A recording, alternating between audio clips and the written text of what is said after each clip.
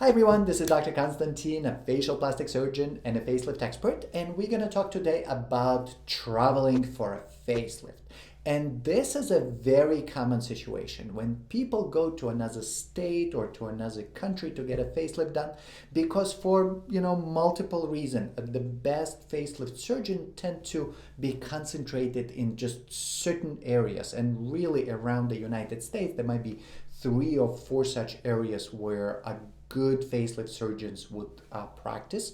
And for many people, it actually makes sense to do a little traveling because a facelift is a procedure that most people get once in their lifetime, and it's fairly expensive. So when you finally decided that this is the right procedure for you, you want to find the best possible surgeon. And if it involves traveling, a lot of times people say this will definitely worth it. So let's say you found your best facelift surgeon, you love the doctor, you love the result, you did your Zoom or FaceTime consultation with them, and everything is great. So now you're considering traveling. So what are the things you should consider, and what are the things that you should be thinking about? Number one, of course, is just that added layer of expenses, because it's not just you traveling for specifically for the facelift.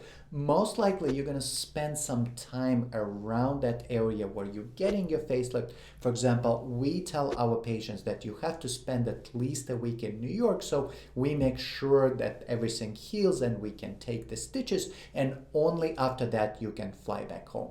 So all the accommodation and all the extra expenses of travel you have to take into consideration. Now, of course, the cosmetic surgery is very expensive, so a lot of times it's really hard on somebody's budget, and traveling might actually make it even more difficult. The second thing that you have to think about is that you're going to be in an unfamiliar environment where you don't have a lot of friends and families. You might be traveling to another country or another state, and hopefully you're not going to be here by yourself, because if you are by yourself, definitely there's going to be a lot more anxiety, and a lot of times people just would feel a bit uncomfortable not having somebody who can help them. So hiring a nurse definitely could be a solution, but we found that even a better way is for you to travel with somebody. So bring your friend, bring your significant other, just somebody who can stay with you, who can help you, and who can assist you through this first few days after surgery where you actually might need some assistance. Number three, most of the times when people travel, they really see their doctor for the first time when they arrive to their destination. That might cause a lot of anxiety because you see the doctor and the nurses and the office for the first time when you're there to get your surgery.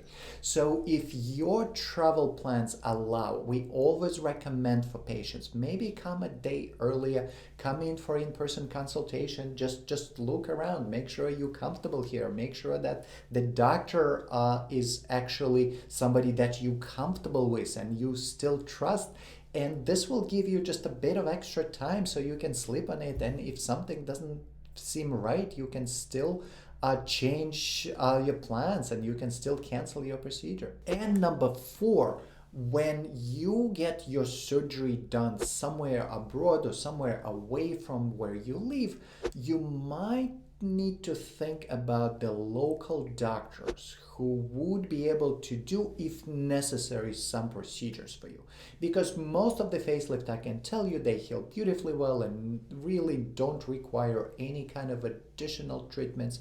But there's still some situations when something with some treatments would need to be done, and those treatments have to be done in person. It's not something like a prescription that the doctor can give to you remotely. So when you're getting your facelift done somewhere away from where you live, just think of a doctor or at least a nurse in your area who can assist you, maybe do a little injection, maybe do a little treatment for you that would be required to ensure the best healing from your facelift.